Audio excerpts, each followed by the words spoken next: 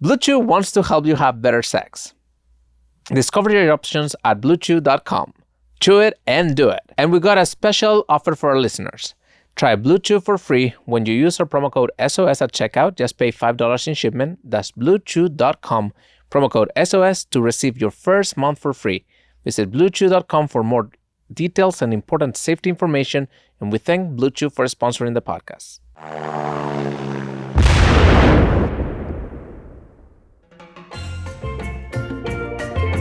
Welcome to another week of SOS VHS. Today, I have a very, very special guest. And we're going to see a side of him that you don't see every week at Bad Friends. Yes, we're talking about Andrew Santino, one of my favorite people on the planet. You guys know him, great comedian, great actor, amazing guy. And we're talking about his favorite movie, Dumb and Dumber.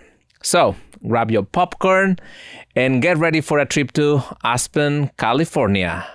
Beautiful. Thank you so much for coming, Andrew. Yes. Thank you for having me. I'm so happy to be here. I'm so happy to be a part of this for you. Yeah. What are you going to shoot me? No, I was like, it looked like you were being like held hostage. Well, I am a little bit held hostage Right. on this set between this thing. Well, I get that this is a fun bit, but it reminds me of my grandmother who passed last year. No, it doesn't. Yeah, so thank you for that. That's a really crude reminder.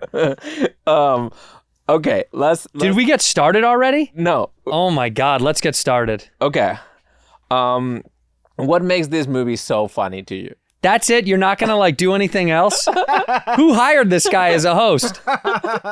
Why do I love Dumb and Dumber so much? Yeah. Well, a multitude of reasons. One of them being, it was the first time I saw a comedy when I was a teenager that thought and said all the things that I thought were funny. And it was, the joke permitted in there has got to be one of the record for, it's constantly and even stuff I didn't even realize when I was young that you rewatched years later, stuff I missed.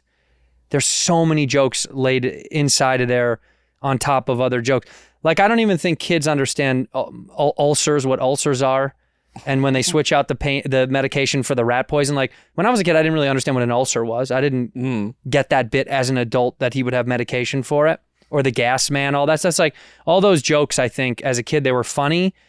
And it's like how Disney movies sometimes, it's for adults, but kids still get it. Yeah. It was laced with that. It was brilliant.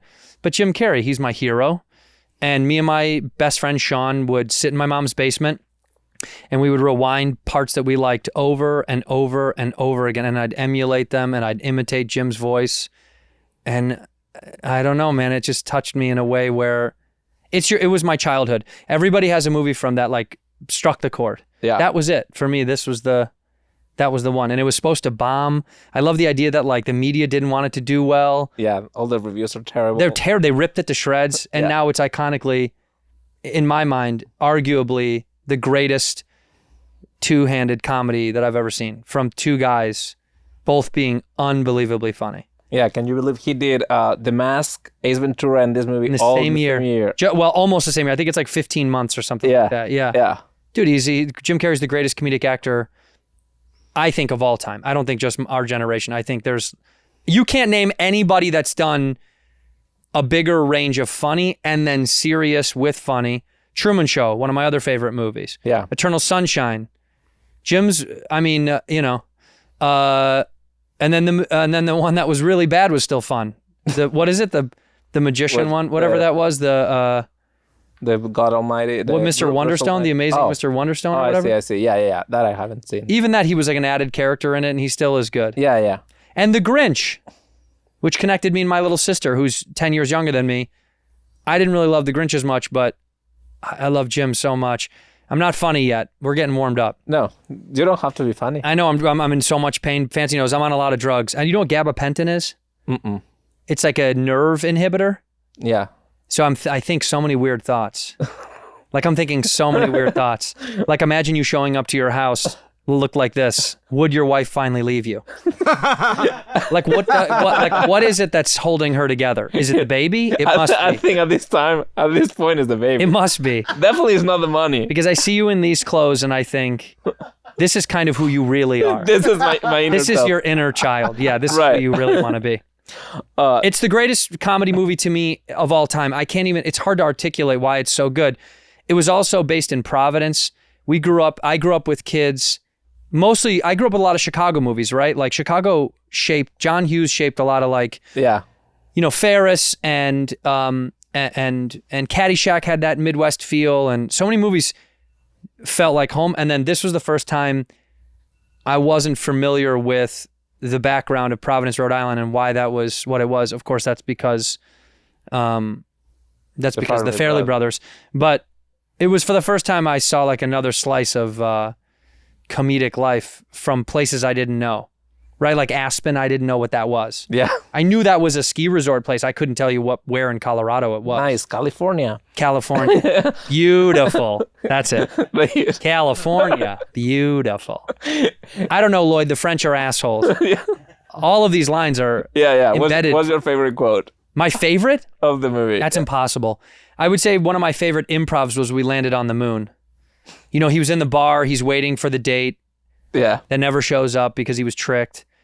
And there was a plastered piece of art set deck that they put up that said, we land on moon. And it was just like I think they threw that up as a bit. And on the way out, he stopped, Jim turns and he goes, no way. And then he busted through the lobby. He goes, we landed on the moon. That's me and Sean used to yell that, we landed on the moon. And my mom would be like, sit down, eat dinner, shut up. That so many lines. I couldn't even quote, you sold my dead bird to a blind kid? But also, by the way, when I was a kid, I used to think his name was Billy in 4C. Do you understand what this is? It was actually Billy in 4C, the apartment 4C. Yeah. The first couple of times as a teenager, I thought his name was, I sold it to Billy in 4C. I thought his name was Billy in 4C. How many fans at home made that mistake when they were young, if you're in our age range? Italian, yeah. Billy in 4C. It sounded like a kid's name. Right. You sold my dead bird to a blind kid? I mean, Harlan Williams, his cameo was unbelievable. Yeah. And I talked to Harlan on our show about that. All improv. They gave him no lines. He was supposed to pull them over, ask them where they're going and what they're up to. And he improv'd all of it with the guys. The only bit I think that Farrelly said that they laid in was the piss beer. That was the only bit that was already part of it. But all the other stuff, you knuckleheaded freak. Oh, it's so good. It's so good. I couldn't even tell you, Fance. I don't know what's my favorite. It made me fall in love with Lauren Holly. And so did it for Jim, obviously. Yeah. They marry. I don't know. It was one of those things where I think it was laced with so much. You probably thought of that, but do you know what, if they would have married in the movie, what would be her name?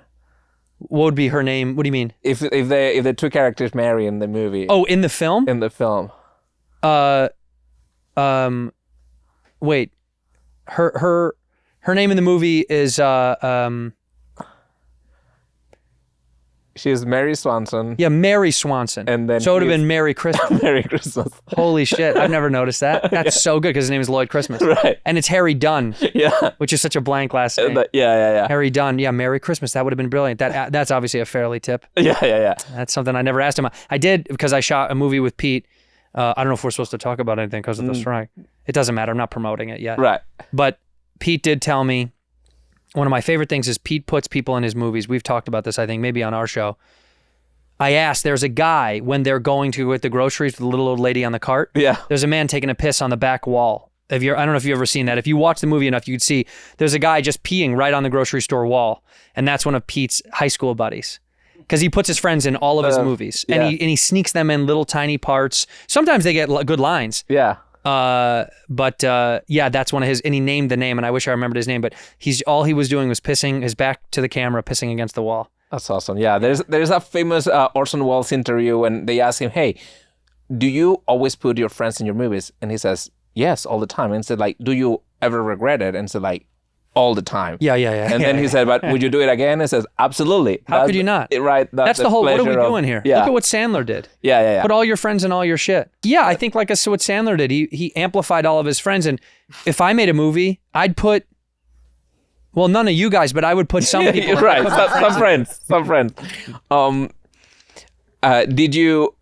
Were you manifesting all your life, hey, I want to work with Peter Farrelly, I want to work with Jim Carrey? Do you believe in I wanted to, I'd like to think that I put it out to the universe that I always wanted to work with Jim or be around Jim, but I also thought that was unobtainable because he was such a superstar, and I'll never probably be on camera with him, and that's okay. I mean, that was probably my dream, but having him as a boss when I did I'm Dying Up Here was incredible, and then working directly with Pete was definitely a dream come true. Yeah, Pete working with Farrelly was like, and I would have liked to work with Bobby too, but. Dude, yeah, it's incredible. The guy made all the movies I loved, including the movie I loved the most. So, the first couple of days I was in awe. Yeah. I kind of felt like a kid, and I would, at night in Australia think about how weird if I told 15-year-old me that I was working with those guys. I mean, and him letting me improv. And I imagine it felt the same when he would improv with Jim. And I'm not going to say that he told me that, but he did.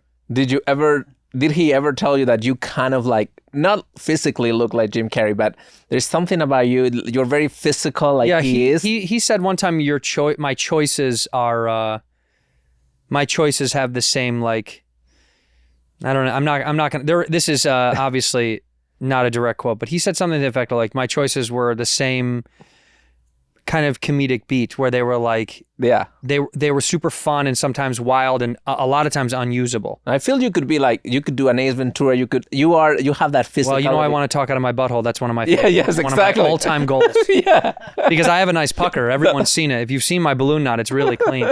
I keep it clean, baby wipes. Oh yeah. Don't flush them, by the way, America. Put them in the trash. Okay, so what's your favorite scene in the movie? Of all time, my favorite scene in the movie. Yeah. Or one of your. The thing that made me laugh the hardest when I was a kid, we used to rewind a lot, was ironically not with Jim. When he's on a date with Mary, when Jeff Daniels is on a date with Mary, and they're, his tongue getting stuck to the pole was funny. But when she hits him with a snowball and he hits her so fucking hard, he winds up and it's like, it looks like he's throwing it 50 miles an hour and hits her in the fucking face. Yeah. And then tackles her down that hill. I laughed so hard because you've never seen that kind of abuse to such a beautiful woman before. I don't think in film I'd ever seen a pretty girl get hit with something. Yeah, I mean, seriously. Like Beauty and the Beast the year before or something like that. They do the same bit. Yeah. In the cartoon. Yeah, but I've never seen a live action beautiful woman get smoked in the face. Right. And that to me, I think I laughed harder at that than I'd laughed at anything, because watching him overhand huck a snowball at her face and not get that she was just playing with him. Yeah. She hits him so softly in the chest and he tackles her down that hill and then he shoves her head into the snow. Ugh, that to me is comedic beauty. Yeah. Because beautiful people need to get hurt too. You're never going to see Margot Robbie get hurt now in a fun way. It's never going to happen. They don't want, America's scared of that. I don't feel like you see this type of comedy. I mean, maybe in the indie world a little bit, but indie comedy, yeah. But even still, it's not that this is real, immature, mature. It's for adults, and it's bad friends.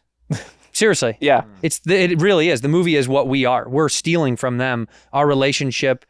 We're both idiots. One of them's a little bit smarter than the other one. Right. Me, obviously. But it's we're both stupid, and so it's the same. Yeah, we're definitely stealing from or we're borrowing from their. I think the best thing is that they don't know they're stupid, so they're so confident and so. Neither do Bobby and I. Right. No, they don't know they're stupid. They're confident in their idiocy. Yeah, that's what's so brilliant is they're constantly wrong, but somehow they're right to each other. Yeah. Ugh, it's so good, dude. I wish I could remake it. Yeah. Had you seen Jeff Daniels before this movie? Yeah, but I didn't. But he wasn't a comedian. He didn't do anything comedy. Yeah, nobody wanted him. He was the last pick, not the last pick. That's not correct. He was not top on the charts to not at all. Co-headline. You know how much he got paid for that movie?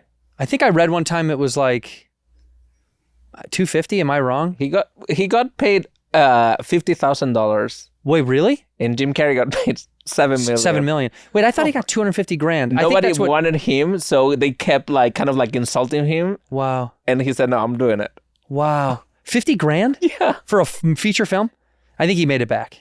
Yeah. I think he's fine. $50,000 while your partner's getting paid $7 million. That's insane. Where's the equal pay people then? Right.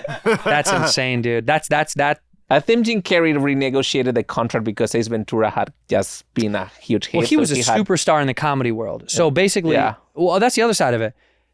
Jeff is such a good He's an amazing secondhand comedian to him. Yeah. That he let Jim lead the movie, but it doesn't matter. He's still. I think he's still out there with him. I mean, he's pound for pound. Pound for pound. But it's Jim's movie per se. It is. Right. But they still did it right, where I don't think he overshadows him. And they cheer each other on. The way that they show each other love, I'm going back to Bad Friends, but the way that they show each other love makes up for all the fucked up stuff that happens. Yeah. For the way that he tricks him because, he's trying to get behind his back with Mary. I mean, it's just, it's genius. The way that they fool each other, but also show each other love. Yeah, the chemistry between them is insane. When he pisses on his back, just go, man. It's so funny. And he stuck to him. The Samsonite bit, when I was a kid, I didn't understand that really fully. Yeah. I didn't know Samsonite made all sorts of luggage. Yeah. I think I had seen it in my dad's closet. Like this movie, you were what, 11? This movie came out in 94? 5? No, was it 4 or 5? 94. 94. Yeah, so I was 11 or 12 years old. Yeah. So yeah, and the depth of it was, I watched that through my teens, my young teens. 15 is when I think I was like obsessive about it. We'd watch it all day, every day. This is it's the greatest comedy movie of all time. The outfits are perfect. They look so stupid. These two, when they're fighting at the dinner, it's amazing, dude. And the cane fight. Do I have a cane? Can we cane more? yes. Let's do one real fast. Yeah. Even though my back hurts, I still want to be able to do it. I have mine there. What is Carlos doing here, by the way? I'm the skeleton. You're doing the skeleton. So what's up, man? Huh? What's up, man? You know what, Carlos? This kind of looks like you. Yeah. This actually has the same body weight. You think you guys have the same BMI? You and the skeleton? For sure. Thank you, dude. Perfect. This is so. When they step into this party. The camera. There. It's by the camera. Yeah. Thank you. Let's do it real fast. And then he time out, and then he still hits him anyway. So good. It's such a silly movie, and at the same time, it's not. It's like it's very strange how they made it real. Yeah, it's about a woman being kidnapped. Yeah, that's literally what the movie's about. Yeah, is two idiots have the ransom money for a poor woman's kidnapping, and who worse to have it but the dumbest humans on earth with the most ambition. By the way, when he buys the Lamborghini is also a great scene. Here you go. He just hands out money to everybody and all the gifts fall out. Yeah, those are like little tidbits that that are like burned into your brain. And the scene where he lights his a fart on fire. There's so many. Were you witty and back then when you were a kid? Were you always making people laugh? I got wittier when I got a little bit of brains. When I was young, it was just everything was poop, fart, penis. Mm-hmm. There was a kid. You'll have to beep out his last name. But there was a kid named Jeffrey, beep out his last name. Mm-hmm. But I used to call him Jeffrey Pooper Penis, and it would crush in junior high. Right. Why? That's not funny. But it was so funny to our friends because the alliteration of Pooper Penis because of his last name. Yeah. But Pooper Penis, dude, and Jeffy Pee. It's not funny, but that was what I took it from all that immature humor. Yeah. I didn't get witty till I got a little bit of brains, and then I started to understand you could be comedically funny and clever. Yeah. When I was young, it was all farty, it was nut tapping, depantsing. I depantsed my buddy Matt in music class, and I pulled down his underwear with his sweatpants, and he wasn't my friend for a summer. Yeah, it wasn't Woody Allen comedy. No. I wasn't Woody Allen wasn't for me. Right. When I was a kid. Yeah. I didn't like subversively snide. Right. I appreciate it as an adult, but when I was a kid, that wasn't funny to me. I wanted to watch. I liked Blues Brothers. I liked. Physical. I liked Farley. Yeah, I liked goofball slapstick. That's what I grew up with. I didn't like subversive humor. Was never a thing when we were kids. It was all who could fall the hardest. Over the weekend, you stupid bitch. It's like the greatest Farley quote of all time. Right. This episode is sponsored by Blue Chew. Let's talk about sex. Yes, sex is a part of our life. There is nothing taboo about it. Do you want to bring the heat in the bedroom? Now you can increase your performance and get that extra confidence you need. listen up, bluechew.com. And if you feel like, you're not doing as well as you used to when you were younger, if things are not working properly or you need a little extra boost, please go to bluechew.com, talk to their licensed medical providers and see if they can help you out. Sometimes a little tablet and you're good to go. I have a couple friends who have tried it and their lives have been changed completely. Blue Chew is a unique online service that delivers the same active ingredients as Viagra, Cialis, and Levitra, but in chewable tablets and at a fraction of the cost. You can take them day or night at any time, so you can plan ahead or be ready if any occasion arises. Blue Chew wants to help you have better sex. Discover your options at bluechew.com. Chew it and do it. And we got a special deal for our listeners. Try Blue Chew for free when you use our promo code SOS at checkout and pay just $5 in shipment. That's bluechew.com, promo code SOS to receive your first month for free. Visit bluechew.com for more details and important safety information, and we thank Blue Chew for sponsoring the podcast. So when did you decide that you could do this for a living, or that you wanted to do this for a living? Probably when I realized all my friends were going. When everybody applied to go to college, I was so scared because I didn't think I was smart enough to go to college. I probably wasn't. That's why I went to Arizona State. But all my friends had good schools picked, and I remember seeing people, they put up like what school people are going to go to in the hall. I don't know how they did it, but it was like you would read and there'd be like, congratulations, Emily Watson is going to Northwestern. And then I read about all these kids going to schools and all my friends were going to different schools, and it made me sad because I thought, I'm not going to be good at school. I like making people laugh and I like entertaining. And so I couldn't afford going to a theater school, a good school. So I was like, can I just get to college and get through it to get a degree to make rent so I can do comedy? So you already knew before going when I was in high school that you wanted to do that. Yeah, when I was in junior high or high school, I thought it'd be nice to make a living being funny. But when I was in high school, it solidified my senior year when people started to talk about college, and I was so scared I had nowhere to be. I had literally nowhere to go. Yeah. So if you're a kid out there and you think you love entertaining, but you don't think you're going to keep up in the college world, you're not alone. I had no clue, man. I was so scared. People they knew they wanted to be in the business degree, and kids were like, I'm going to pre-med or right. I was so scared. I was like, man, is there a major for morons? Did your parents push you in any direction in that way? Like, did they put a lot of value in school? No, my mother never went to college. She got stuff afterwards. She built herself up, most of my mom's side high school degrees, and then they got back into the working. We're a blue collar workforce people. Yeah. People that grew businesses from nothing, by the way. My uncles, plural, have businesses they've grown on their own. But no, my dad went to college and wanted me to go kind of where he went, but he got into business and sales, and I had zero interest in it. I just didn't care. Yeah. So no, they didn't push me. They wanted to see what I wanted to do, and I said, I think I want to go to Arizona because I visited Arizona State with my friend and his family, and it was close to California, and I could go there for journalism and English. And I was like, that's a way to get into writing, comedy, doing performance art stuff without going to performance art school, because I was too stupid and didn't have enough money. Yeah. So if you're stupid and don't have enough money, Arizona State is right for you.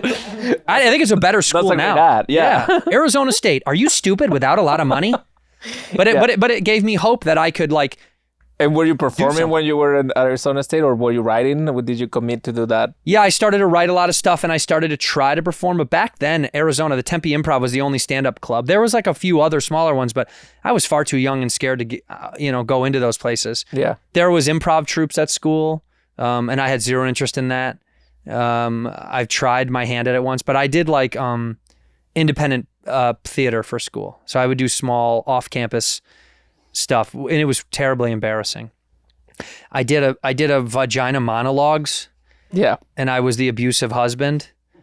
And this one woman afterwards, she came and she was like, I hated you so much. And I was like, so I did a good job. And she's like, no, I hate you.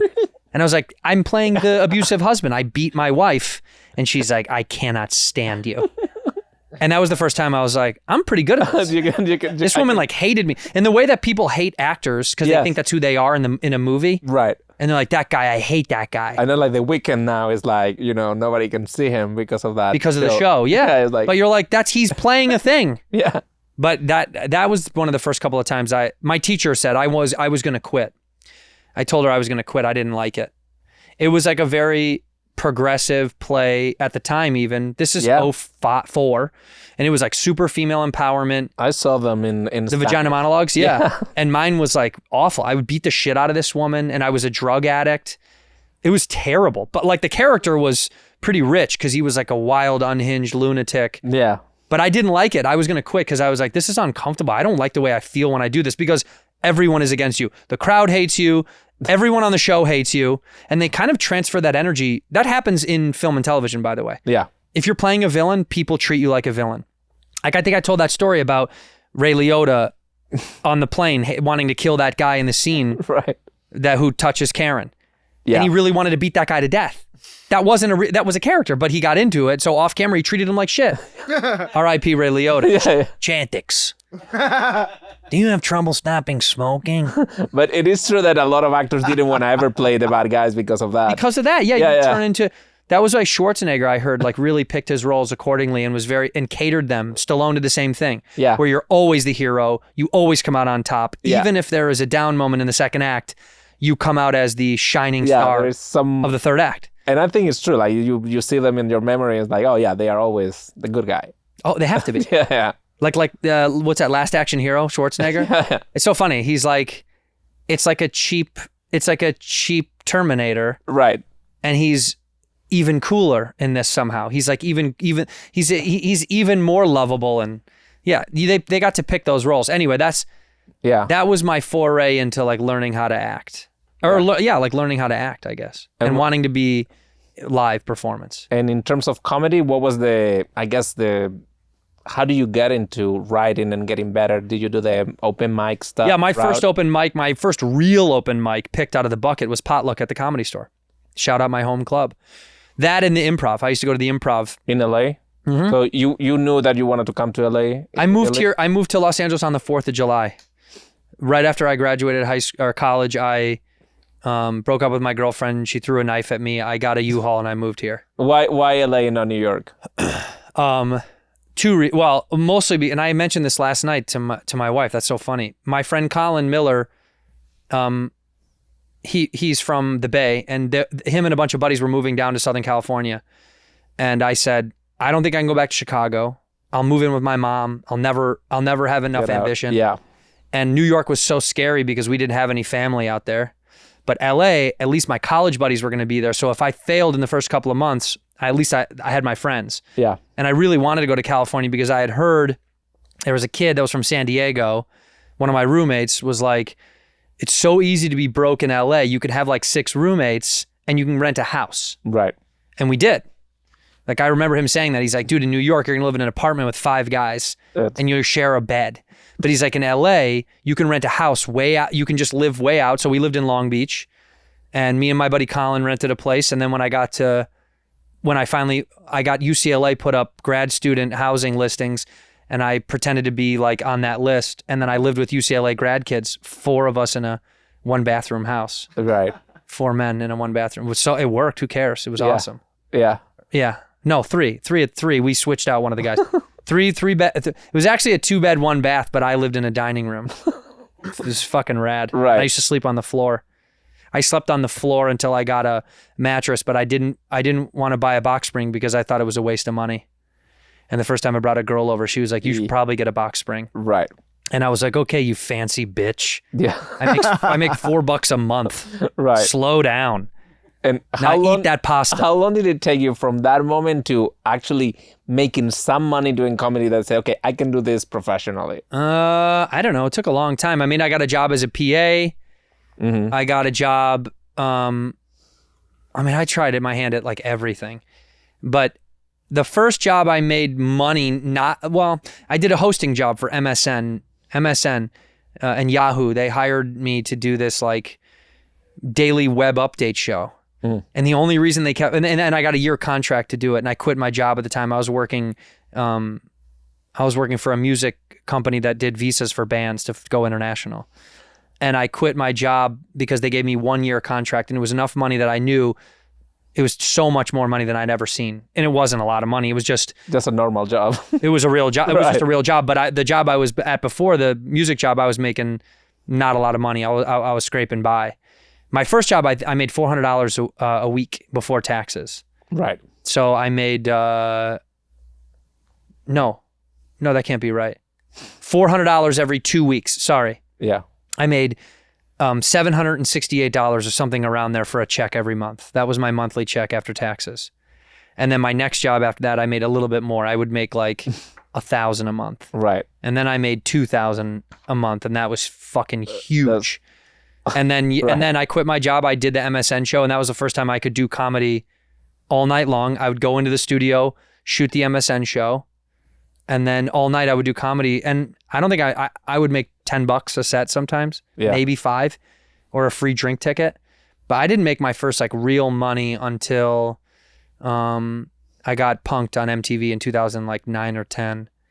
Then I started to get then I could go do like what we call like B and C rooms. Like you wouldn't even know what they are, but I would go headline like a casino in the middle of Nevada, upstate, for like $500, but I had to drive there and get my own hotel. So I'd come back with like, $180. Did you need an agent back then when that? I had an agent. I had a guy who fucking a scam artist. Right. A guy who was like God. I don't want to talk about him, but I'm sure he's a good guy. I remember one time he came over to my house to get like his check, like his portion. And he came over with his like cute girlfriend who was also an actor, also like was one of his clients. And I handed this guy a check for like $125, and he drove away in like a new car. And I was so fucking mad about it. And I was like, I'm never going to pay that guy ever again. And I think I just stopped paying him. And he was like, what about those checks? And I was like, fuck you.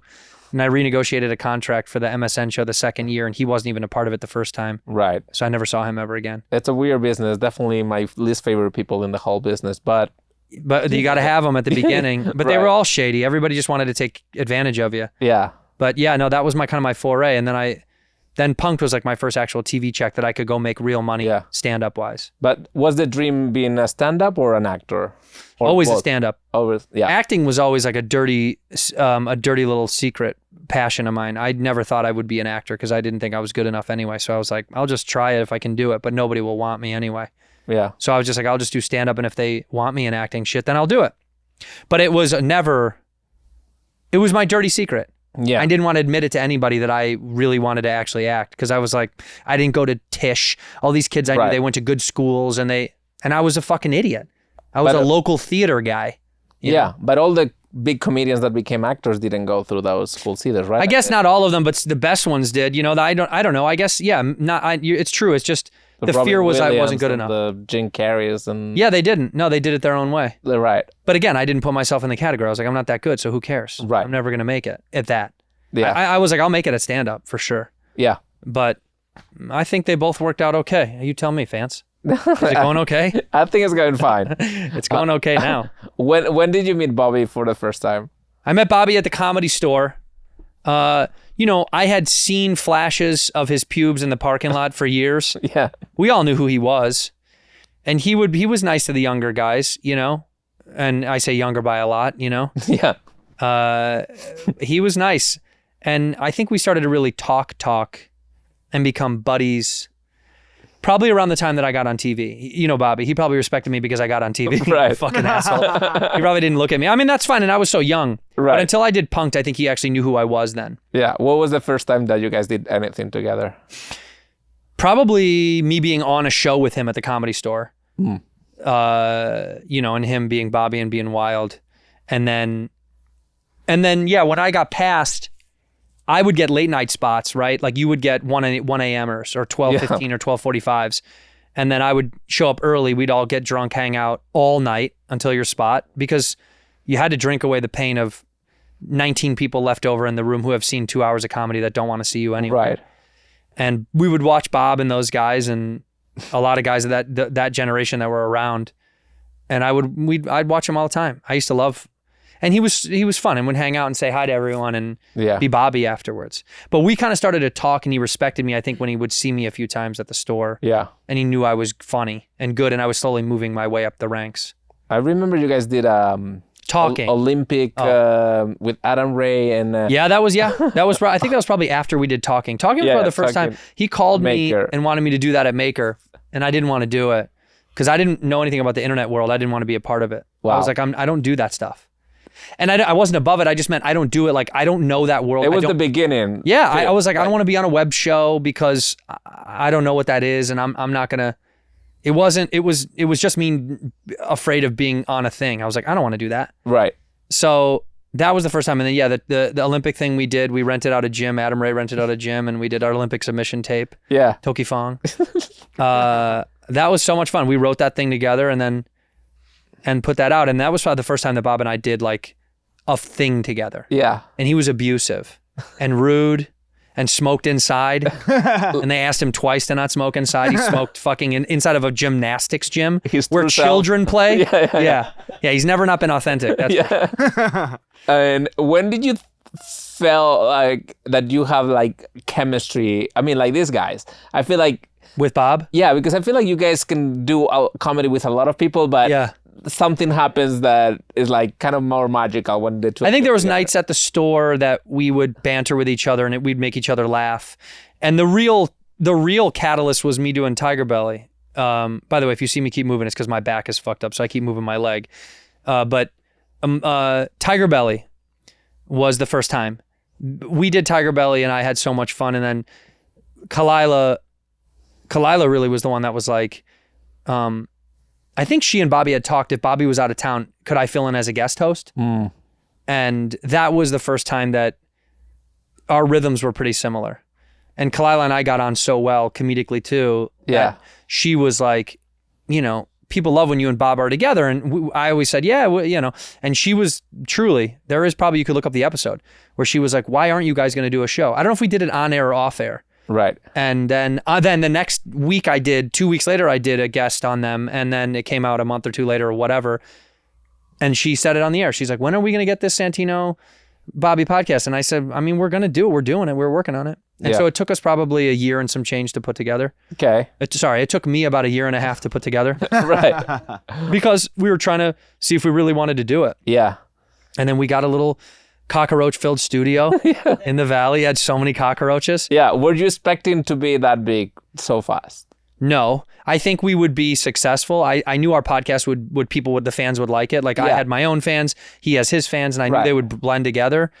But I will say, thank you, China. COVID really helped us out. Yeah. I think it was. Thank you, Wuhan. It is definitely a COVID podcast. Like everybody was inside. Yeah, it was huge. It hit at exactly the right time. People wanted new shit to see. We were pumping out material every single week in the midst of chaos. And also our friendship was getting closer than ever because he had just relapsed and I was kind of a part of his relapse. Right. Well, fixing his relapse. I'm saying I wasn't a part of his. Yeah. But when he helping him relapsed, out, yeah. I was a part of getting him to where he needed to go. Kalila was obviously the one that led the charge, but I wanted to get him help. And then when he got out, I actually thought we weren't going to do the show. I was like, it's not going to happen. He's like, I promise you we'll do it. And I said, it's okay, dude. I actually don't care. Like, we'll lose the money on the thing. Yeah. We'll sell all the equipment. I kind of didn't give a shit because I thought, well, what if he's not better yet and he doesn't want, and it's just going to be a fucking hassle. So I genuinely didn't think we were going to do it. But then he was so clear-headed and clean and sober after that, and he was like recharged. Yeah. His battery was like fresh again, and we were funnier than Yeah. I had Also ever seen very. us together. I feel like it was so irreverent versus like in the world of like Trump and everybody's going so PC that you guys weren't, and I think people tune in because well, they liked you it know, because that's who we didn't are. We care just fuck much. with each other. Yeah. And it's just all love. Like, it's just us joking around. And almost everything we say on the show is fake. Yeah. I don't think people get it. But also you all guys a bit. don't discriminate. I mean, you can attack everyone. Yeah, we the go same. after everybody. And that- yeah, it's like that that's is the fun. fun part of it. And Yeah. nobody is, with you joining the show, with Carlos being on the show, it's like, you know, no one is free of getting shot at, which Right. is the best part of comedy. You're supposed to all shoot at everybody. And then you see our guest panel over the years. them making fun of themselves and taking shots at us, and Yeah. that's the whole point of it, I guess. It's But a fun. it's a fun show. I remember when I think it was the King and the Steam. They were so much bigger.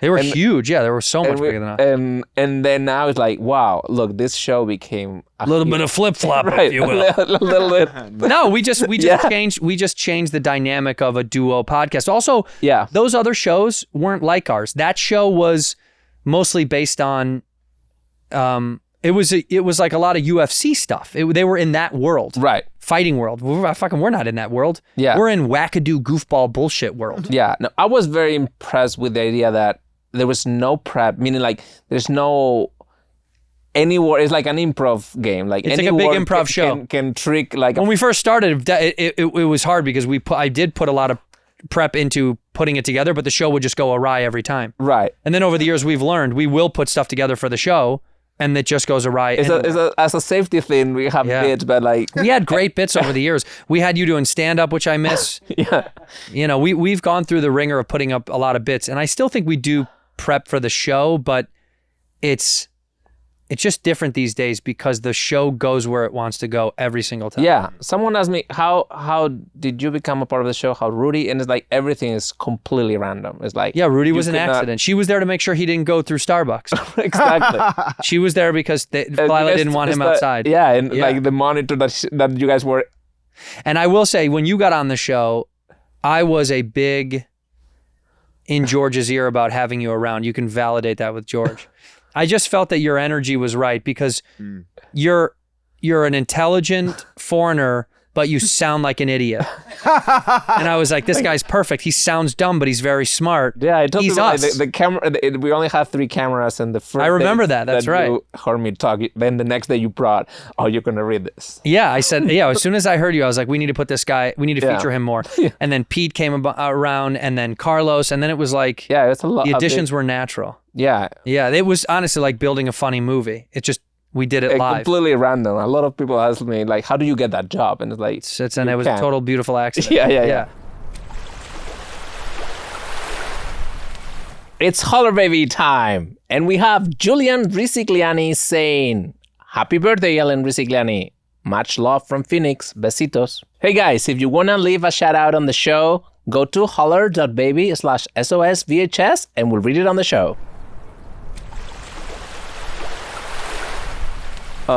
Fancy, I have some questions. Oh yeah, go ahead. Oh, please. Yeah, we have some skeleton questions here. Okay, skeleton. All right. If you were to have a cinematic death, how would you go out?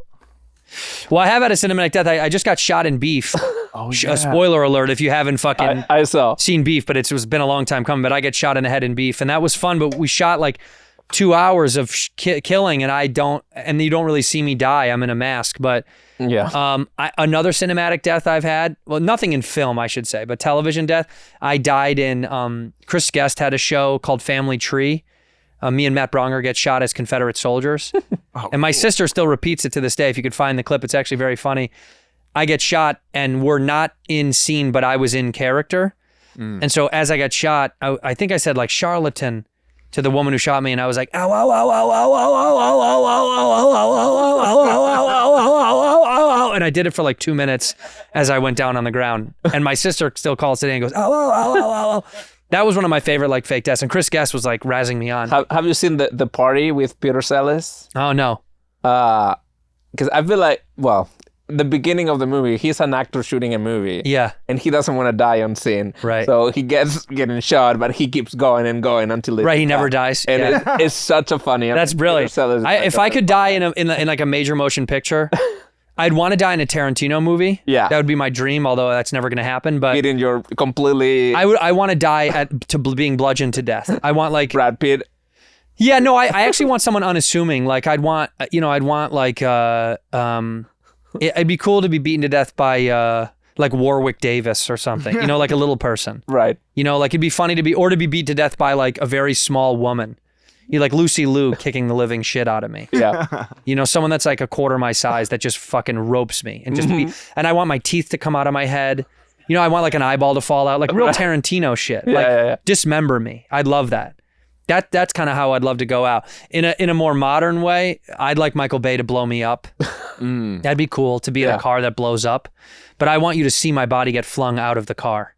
You know when they put you on ropes and shit? Yeah. I mean, I just want to die big. Like big, I think if you die, it's cool to die huge, you know? Nobody wants to like, you know those scenes like I just rewatched Kill Bill and like, and that major fight scene and she's just like katanaing through everyone. And there's a few guys that get kicked that die and you're like, nah. You want the arm off. And Yeah, no, I want like sometimes she'll slice a guy and then neck kick a guy and he dies and you're like, you don't want he's the not 5 dead. point... Five finger death punch? Yeah. No, I saw them last night, by the way. Good band. They opened up for Metallica. They did. It was awesome. But no, I want to die in like glorious fashion. How did you die, Skeleton? Oh, I died in a plane crash with Fancy. He somehow fucking survived. Whoa, you survived? I survived. Wow. Man, I should have looked up the show. I think that's part of the theme of the show. It is great. Go ahead, Skeleton. All right, your favorite movie theater in LA, past or present? Oh, that's kind of cool. Past would be Sunset 5. Very nice. Which is not there. I don't even know what it is now. I think it's an AMC. AMC 5. Fuck off. Yeah. By the old Virgin Records. Yeah, when it was a Lemley, you know, whatever. When it was a Sunset 5, it was cool. Also, it was so convenient for you guys to go. Yeah, because we lived in West Hollywood. I used to walk up there. That was probably my old favorite theater. Now, honestly, I just went to go see Kill Bill at Cinespia or Cinespia outside at the Hollywood Forever Cemetery. To watch movies in the cemetery is fucking rad. That's so cool. It's a cool experience because you get to be with 4,000 people who are like really paying attention. Yeah. Most times in LA, you go to an event with people that big, everyone's fucking around. Yeah. Have you seen like anything on the Hollywood Bowl with like live music and I've seen music at the Bowl. I've never seen a movie at the Bowl. Yeah. I've heard Fantasia's there is rad. Yeah. But I would think my favorite theater now are like any ones that have reclining seats. That's like the dopest shit. Yeah. There's ones in Burbank and stuff that have like fully reclining seats. Yeah. There's also one downtown that you can have like a steak dinner. I don't know what it's called. We did that one time. You can have like those are the full ones meal. that came from Texas. The Alamo. The Alamo, yeah, the Draft House, yeah. Draft House, yeah. Yeah, those are cool. But my favorite old was Sunset 5, dude. I used to fucking love that. It, you know, being a young comic and you could get a matinee for like $7, and and I would go up there and we'd watch movies in the middle of the day. And I don't think you can do that anymore. It's probably $25 for a fucking day film anyway. Yeah. Yeah, I saw Into the Wild there with Emil Hirsch back in the day. Wait a minute. You were with Emil Hirsch? No, I just saw it. He was there. How funny if you saw him. You saw it with him in the movie in the theater. But what's He funny, just sat next to him, you know. It's funny that I'm looking over at you like you're there. Why? You're not there. I saw Emil Hirsch at the gas station across from the old Sunset 5. Can you feel that? I can. Wow. Thank you. What am I saying? It's you. You little clit. Another question. Yeah. Have you ever had sexy time in a movie theater ever? Sexy time in a movie theater. No, I've never boned in a movie theater. Make out stuff, like that's pretty common. Yeah. I'm actually trying to think. Did I like maybe in high school do a lot of makeouts, maybe light fingering? Okay, light fingering. That's nice. But never really anything like you. I don't think. Can you full fuck? No, I mean, I don't turn think on the really lights. full bang. You actually could. You could if you know no one's in there maybe and you're up in the top or something. But no, I've had a make out and light fingering. I used to go to movies in college with my friend Sarah, who I was like in love with, and we'd get so fucked up. That's she would bring 40s in her purse. We'd smoke a blunt and she'd bring 40s in her purse, and we'd get so fucked up that like I was even more scared to make a move. It was better if I was sober. So then I definitely would make a move because we'd be ripped out of our heads. I fell asleep in multiple films that we would go see together. I fell asleep at Star Wars. We were so fucked up. I fell asleep all the time because I'd get so trashed. Arizona State, baby. All right, you walked out of John Wick 4. Yeah, I walked out of John Wick 4. What other movies have you walked out of? I walked out of, we talked about this too. I walked out of the Holmes and Watson. My whole family did. Me, my mom, my dad, my sister, my wife. I think that was it. Maybe, and that was it. My dad falls asleep all the time. Yeah. My dad was falling asleep and I hit my mom and I was like, look. And she started cracking up. And then my sister kind of turned to me and made a look at like 15, 20 minutes in. And she was like, is this really bad? And my mom was like, I don't know if I'm being old lady here. Because sometimes my mom is like, do I just not get it? And I was like, no, this is bad. And I turned to my wife and she was like, this is fucking so bad. So bad. It was one of the worst. It was one of the worst also of two of my favorite actors. It's embarrassing because it's so bad with someone who's so good. So good. Yeah. So our whole family, like at 25 minutes in or so, my dad, I was like, do you need to get home? That was our excuse. He was tired. He's like, we should go. And then on the way out, the guy recognized me and was like, is everything okay? Because he knew that we had just gone in there. Right. And I was like, oh yeah, my dad's got to get home. Right. We got to get out of here. But I walked out of that. I walked out of John Wick. I walked out of John Wick because it wasn't a good time to see the movie for me. It was just heavy. I wasn't in a good place mentally. It was like so fucking loud.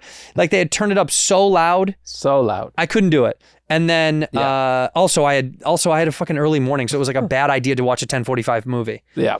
And then I walked out of another movie. I walked out of Sully Sullenberger, the Tom Hanks movie. Oh, Sully. Oh, Sully. Yeah. Sully. Yeah. I walked out of that because that wasn't that bad. No. It wasn't because it was bad.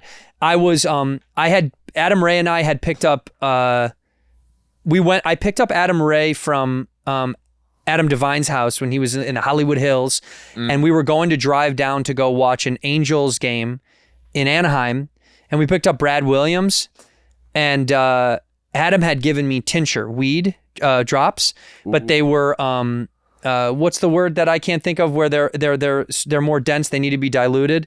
Oh, concentrated. Concentrated. And so you didn't need as much. And so I took like a full eye droplet, but you're only supposed to take like one drop. Yeah. I took a whole droplet, and we were cruising, and we got 3/4 the way down there, and Adam was like, whoa, dude, and I admitted to him, I was like, should we take another droplet before we go into the movie? Because we were going to see the movie before the baseball game. And he was like, dude, you're fucking going to be laced. And I couldn't breathe. I was so fucking high. Yeah, my brain was talking to myself about breathing. I had to be like, so dude, we went to there, and that's so funny. I was so fucking baked. I couldn't work the movie ticket machine because I didn't want to go to the teller. I didn't want to talk to the woman at the window. Right, so I went to the machine, and I couldn't work the machine, and I didn't realize we hadn't even agreed on what movie. So Adam was like, I'll buy the tickets. You get in line for popcorn. And he was laughing at me. And I got in line, and I thought, I feel better now. I'm inside. We're okay. And I realized we were going to see a fucking plane crash film.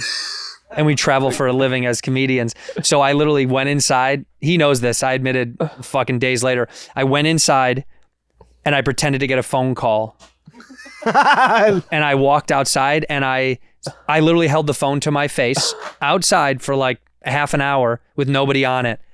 Because I wanted it to seem as if somebody walked out and saw me that I'm on the phone. Right. And I finally sobered up like 45 minutes later, and I walked back into the movie, told those guys I was fucking over it, and I was like, let's just go to the game early. And I don't think they finished it either. I actually don't remember. I was so fucked up. Right. But and then Brad, we got really drunk, and then we went down to right behind the dugout, and Brad jumped on the dugout like the mascots do, and they let him do it for a while. You can't really yell at a little person on the back of a dugout. Right. It looks great. It's good PR. You know, if I do it, a 6'1" guy does it with orange hair, not fun. They're gonna tackle me. Right. When an LP does it, it's a party. It's cute. Go Angels, go. You know, he was a little angel. He's a little cherubic angel. How did you meet your wife? How did I meet her? Yeah. Well, there was a website. There was a website called getagirl.net in the early aughts. I met her we met in Long Beach. We met in Long Beach a long, long time ago when we were both poor, and we had both lived in, she thought I was lying too. I told her I lived near Culver City, and she was like, I lived in Culver City. And she thought I was just saying that to be like, yeah, you want to ride, whatever. And we did. We lived like literally a quarter mile from each other. I lived off National Boulevard back when this part of Culver City was not good. Somebody broke into my Hyundai Sonata and stole a CD book. That's how long ago that was. A book of fucking my favorite CDs. And I'll never forgive it because some of those meant a lot to me, whoever did that. We met many moons ago, and we met when we were as poor as we've ever fucking been. Yeah. And we had Wendy's for dinner for our first date, I think. I think the first like date we went on where I spent money was Chili's in Westwood by UCLA. And I remember getting the bill and feeling really nervous because it was like $58. Right. And I was like, do you want to go back to my house and drink? Because bars are just like crowded. But I didn't have any money for a fucking bar. Chili's. And, and I think she got like a couple appetizers, which I was not happy about. Right. I was like, let's stick to the main course. Yeah. Appetizers are fodder. We don't need that. Do you guys talk about that? Yeah. Did we talk about the way? No, right now. I'm saying like looking back. Oh, we do all the time. Yeah. I do a thing now. We've instituted a thing called Grateful Gab, where every day at one point in the day at least, we either text or call or say to each other's face something we're grateful for.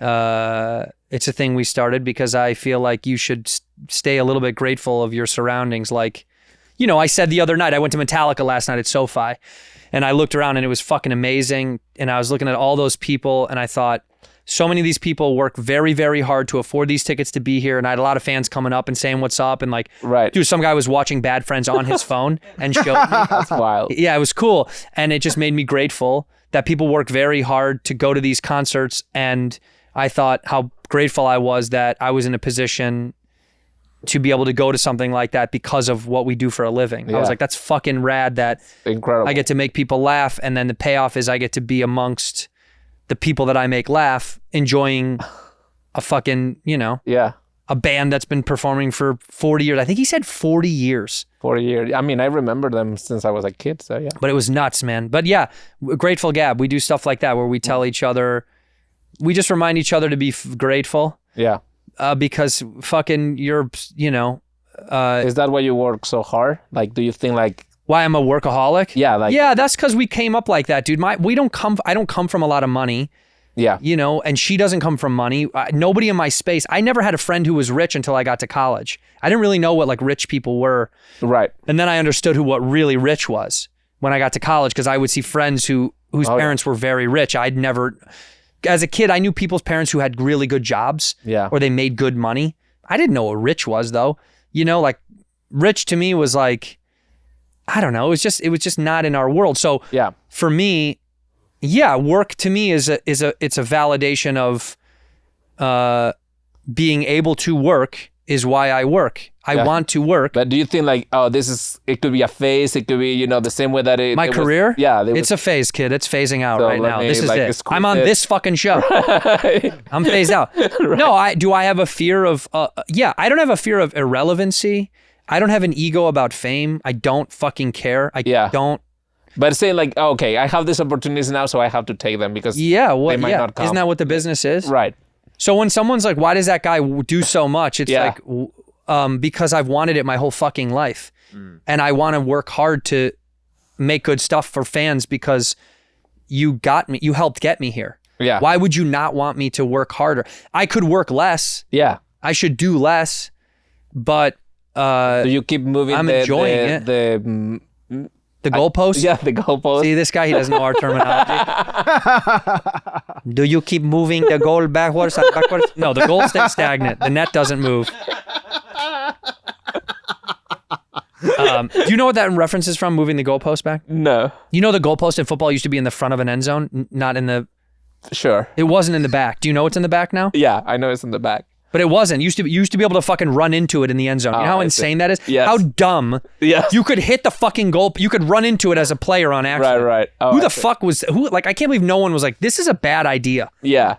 It's like putting spikes in some parts of a basketball court. You're like, just don't go near those.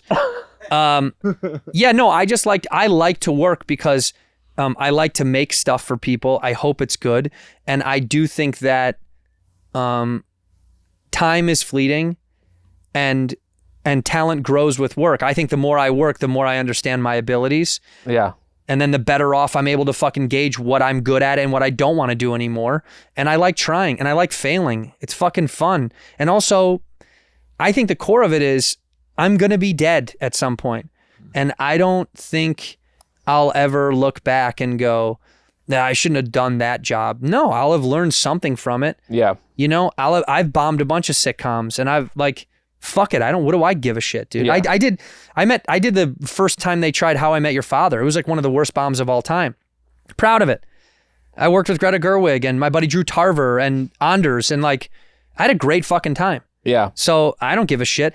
I want to keep working as long as they want me to work, and I'll work really fucking hard. If I get the chance to work, I'm working. I'm And gonna Sin do City it. Saints. Huh? Sin City Sin Saints. City Saints. That was a fucking failed. That was a big bomb drop for me. Malin Ackerman, Tom Arnold. Like, I think the show was actually kind of fun, but it just didn't have enough like weight to work. I do remember one of the reviews for Sin City Saints was Yahoo's first TV show. Somebody said, this is ridiculous, even conceptually. There'll never be a professional sports team in Las Vegas. That's so fucking funny. It's so funny to me. The Raiders are there. Right. They win a Stanley Cup with the. That's so funny to me. Yeah. And now they're gonna have all the teams because I think the Oakland A's are gonna go. So whoever wrote that review, you're a fucking idiot. Yeah. You're a fucking moron. And they're gonna have a basketball team. They're gonna get a franchise there. Can you see my nuts? No, because I have to put my legs up because of my back. No, you're good. No, but yeah, I've had a lot of not failures. I shouldn't even say that. I've had a lot of misses. Yeah. But what the fuck if you don't, I don't know anyone that didn't miss. Did you ever make something that you thought it was going to be really good and then it didn't turn out? I'm Dying Up Here was the thing I actually believed in. Yeah. I thought it was one of the best written shows I'd ever read for me. Yeah. It was but that is not a bad show. It just didn't connect, I guess. Didn't connect. No, I think the writing was incredible. Yeah. I'll give those guys so much credit. That writer's room, those guys were so fucking talented. I would read those scripts and I actually was like moved by some of them where I was like, man, this is really solid writing. Yeah. And America couldn't have cared less about it. I just feel like the subject matter wasn't necessary. Yeah, no one gives a shit. Who gives a shit? Because it was a good show. Yeah, it was also, you're going to get criticized because you're about such a popular, the Comedy Store and the era of that world is so popular. I'm not surprised people didn't like it. The Brits kind of liked it. I got a lot of love when they showed it on the BBC because it's slow. And I think British people like a little bit more narrative-driven, slower television. We like Bing Bang Boom. We like Big Bang Theory. Right. We like ba-ba-da-ba-da, ba-da-ba-da-ba-da, Very ba-da-ba-da-ba-da. Yeah. Yeah. And we were so specific. And Showtime, I think, their budget was $96 and they spent it on who the fuck knows, on like cookies for our rap party. Cause I don't think anyone even knew it existed. It was like the show, but I thought that show was fucking awesome. And I thought that show was so good. When you do TV or film, are you ever in a scene where you think it's not funny and then it turns out to be funny? Funny or all the time. Versa? Yeah. All the time on Dave. There were scenes on Dave on FX, the show that I do or did, because we're not doing it anymore now. Yeah, that was also, who knows? That was a big hit too. Yeah, that was a huge hit. I mean, we could keep going. We have no idea. The strike is here, but yeah. There were scenes that we did that I thought were bad, and they turned out to be funny. Yeah. And then there were scenes I thought they were really funny, and they turned out to be just okay. Yeah. So you never really know. You have to trust the director. If the director's good, they'll ensure you. Pete's probably the best at that. Pete Farrelly is one of those guys where I thought some of the scenes were kind of dull, but then he'd show me playback and I was totally wrong. Yeah. And it was raw playback. It wasn't even like, there was no editing, but I was like, oh, I guess it didn't look like that in my mind. Yeah. Do you always go on a set and trust in the people, or like you... It depends on the set. Right. On this set, I don't trust anybody. Right. Or you I feel the most this is the most untrustworthy I've ever been right now. But if you're on TV, if you're doing any narrative, because for example, I know Bobby, he doesn't trust people. He hates it, and then it works out. 2 weeks later, he's like, "Oh, this was the greatest thing I've done." And I trust. It's hard for me to take on a project if I don't trust anybody. Okay. I just won't do the show if I don't think I'm going to be good in it. Yeah. And what I say that I mean, they're included. Yeah. If I don't think I'm going to be good, it means I don't think that they're going to be able to get the best version. So then I'm not going to do it. Okay. But I don't think I've ever done anything where I thought going into it that it wasn't going to be good. Or trustworthy of the people. I've never done that. Never. I don't think I ever will. I would just say no thank you because I don't think I'll perform well. Yeah. Or I've been, or I was going to be a part of a project and I wasn't, and it was all for the best. That kind of stuff where it's like, that wasn't for me anyway. Okay. Yeah. Yeah, I always think like being on the other side, you always see, I mean, I respect actors a lot because I know that they're like, have to be naked in front of, I do like them, and it's a hard job to kind of be naked in front of other people. Yeah, it can be. And I see like, they don't trust the people, so they test, they push back so much. And then the set is a nightmare, but I usually put a lot of trust into it. That way it makes me feel like my hands are up, like I did my best. Yeah, it's not up to you. That's kind of what I like. But that's why I've never led anything. I've never been a lead in a film or a TV show. So I love to trust. Right. Because then I don't have to worry about it falling on my shoulder. Yeah. So if I ever do a lead in something, you know, Yeah, you have to. It's a then relationship. it's more scary. Then it's all on your shoulders. Yeah. I don't know if that's scary to me. I don't know if I want that. Do you want to do what would be your dream project? Like doing a comedy like this? Yeah, a comedy movie, a two-hander with me and somebody like Bobby. I mean, my dream truly would be, and the business will never let it happen, but at a commercial scale, to put out a movie like this with me and Bobby would be literally a dream. Like a big movie. I mean, the problem with these movies, I feel like, I mean, I don't know if you saw Sebastian's movie and I did. I watched them both. And Bert's movie. Yeah, and I just feel like, I don't know, that they're so expensive to get that money back. You have. Well, this wasn't expensive. No, this is the trick, though. Right. It's just the systems now make it seem that they should be really expensive. Yeah. But they never should be in the first place. They should be done very, very shoestringy, and that way, right, it has more guts to it. It's almost like, you know what it feels like? It's like when a comedian does a corporate gig for like Google, or fucking, you know, whatever. You know, they pay you all this money, but there's so much glitz and glamour. The comedy sucks. That's why corporates suck. Yeah. Because they're not dirty and raw like stand-up is. It's in a fucking conference room where they're eating filet mignon. Of course you're not funny. Yeah. They're having fucking $80 glasses of wine. Yeah. You're not funny anymore. So the problem with commercial comedy being expensive is it takes away how funny it should be because it's supposed to be kind of shitty. Yeah. That's what makes it... any good comedy I loved was never a big budget comedy. Yeah. They were always kind of tiny. And I'm sure this was actually quite expensive at the time. Yeah, but in that middle range that is yeah, but it wasn't gone. sure. There was no like... The problem is putting them in the theaters, you know, like even like... Yeah. I think that the scale is something, you make $1 million movie, which is nothing. If you want to release, you have to spend at least $20 million. Yeah, it's becomes not fair anymore. It has to be so good. But that's why we're on the fucking internet, baby. Let's take back over. Let's get back to like... I wish we could make a movie just for the internet. And I don't care. I'd VOD it, but... Yeah, I think it's possible these days, but I think you can. It's just you need to... But creating buzz because there's so much noise. That's the problem. It's so much. How do you... So much. You know, how do you do that? Yeah. But yeah, that my dream is to keep performing and touring stand-up and growing comedy and changing. And I'd love to make a movie like Dumb and Dumber. I would kill to make one of these things with me and Bob. And I know it would be good. And I know we'd have so much fun. Yeah. And I know it, but it's hard to do. It's hard. Okay. Make it, Fancy. Hurry up and make it. Okay. I want to. What's your definition of success? I don't know, man. That's a really vague. I mean, I think success means success is like setting out, challenging yourself and setting out to do a thing and physically doing it. So if you're like, man, I want to be able to sing, and you go to an open mic at a coffee shop and you actually write a song and sing it, that's pretty successful to me. If you set yourself out to do it. I don't think success is monetary because money is so innocuous. It's like Kevin Hart. You're like, is he successful? You're like, sure, if he enjoys what he's doing. Right.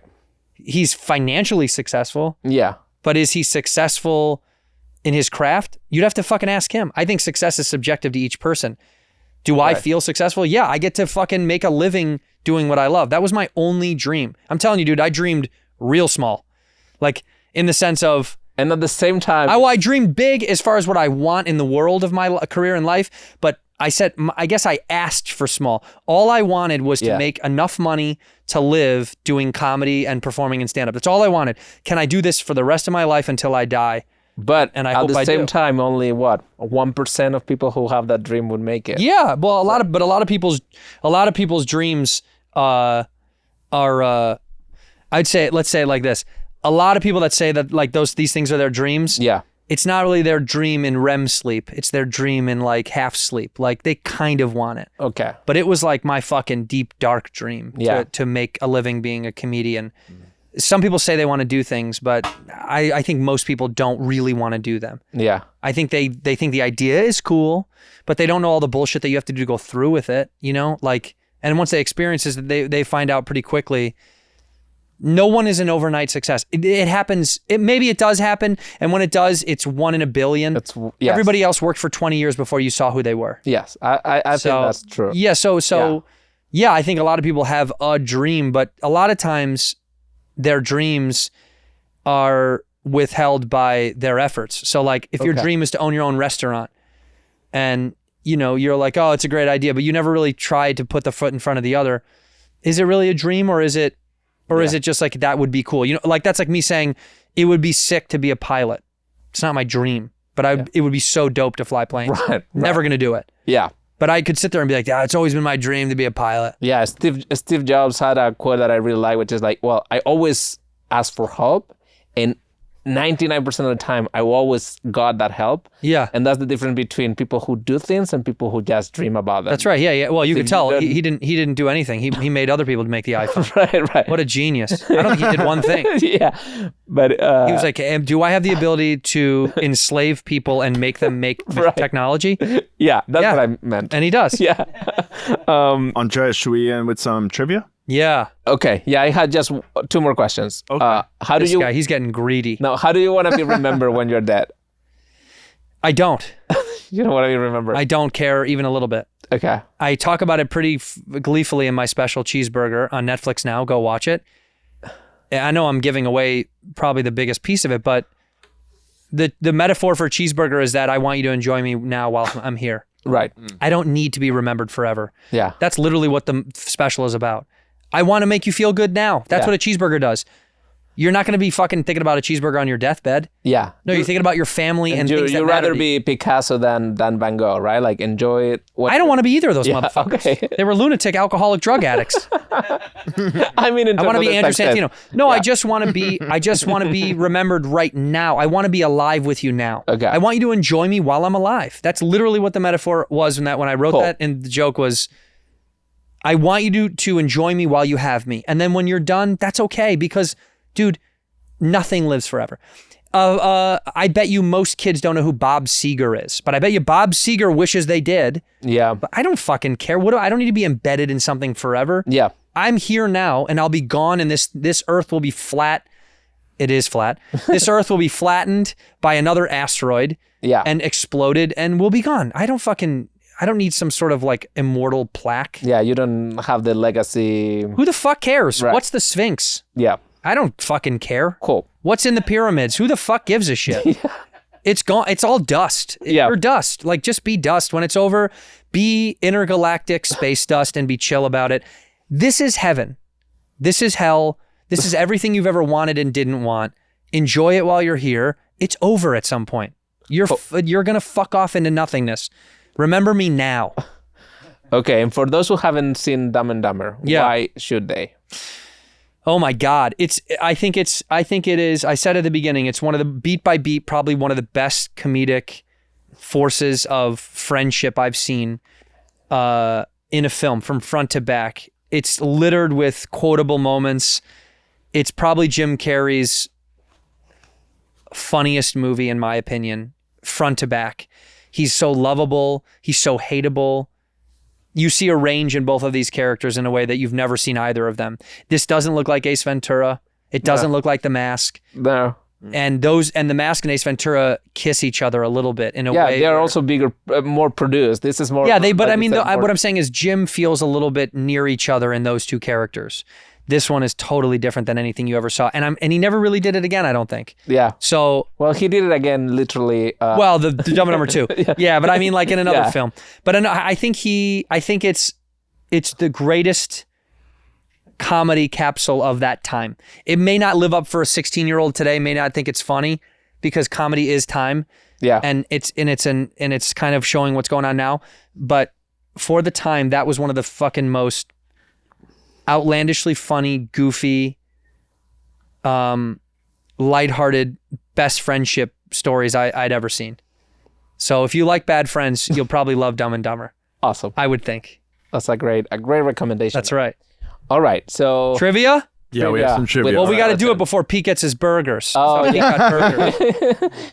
All right, what is it? All right, Andrew. Yeah. What is Lloyd's last name? Christmas. All right, cool. Andres, What did Harry and Lloyd think Mary Swanson's last name was? The Samsonite. Yes. Slappy, Swami, Swoopy. All right, Andrew. Yeah. Harry gets mad at Lloyd when Lloyd reveals he has an extra pair of what? Gloves. You've had 2 the whole time? Exactly. Andres, what time was Lloyd supposed to meet Mary at the bar for a date? I just thought she was a raging alcoholic. That's the response. No idea. 10 a.m. Yeah, 10 a.m. 10. 2-1. All right, Andrew, what is the name of Harry's dog business? Mutt Cuts. Correct. Yeah. All right. That was the shaggin' wagon. Yeah. Chicks dig the shaggin' wagon. All right, Andres, when Lloyd first picks up Mary at her home, what does he say to himself in the car when he sees her extravagant mansion? Fuck me sideways. Suck me. Suck me sideways. We'll take it. Fuck me sideways. My Good God. God. Freudian slip. Yeah, I was gonna say a little insight to fancy. Oh, he's drunk now. He's spilling his Fancy booze. slip. Jesus. All right, Andrew. Lloyd sells a dead bird to whom? We talked about it on the show. Billy in 4C. All right, Andres. What is the name of the street that we see in the first shot of the movie? Hope. You got it. Exactly right. That's All right. good. Andrew, Lloyd and Harry spend the money in the briefcase and refill it with what? Those are IOUs. Those are just as good as money. Sir. You see this one? That's for a Lamborghini. Oh, shit. You might want to hold on to that one. Andres, final question. How much is the IOU for the car that Harry and Lloyd purchased Thing with I the just briefcase said. money? 250,000. 75,000, but we'll give it to Yeah, you. 75,000. You might want to hold on to that one. Yeah. Andrew wins 5-4. Yeah, that's right, baby. And we Let's got see. some Wait, let me think. Let me say if I have one good trivia for you that you might not get.